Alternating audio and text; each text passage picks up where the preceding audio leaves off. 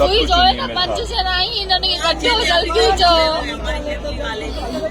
उन लोगों को जल्दी निकालो, बहुत टाइम हो गया, प्लीज उन लोगों को जल्दी निकालो। दुआ कर रहा हूँ, प्रेशर रख रहा हूँ, ये इन लोगों के फर्ज है, ये इन लोगों के फर्ज है।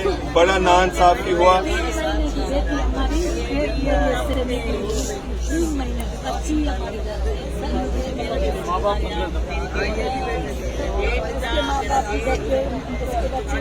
ये हमारा सगा नेबर का बेटा है, ये चार चले गए, भतीजा गया, भाई दूसरे निकले, दूसरे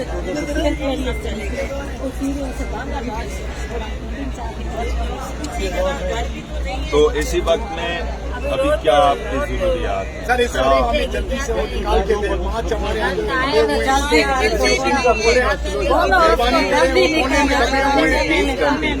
आप प्लीज करके तो बहुत हो गया। उसको बोलो थोड़ा जल्दी करे, सही है। दुआ हाथ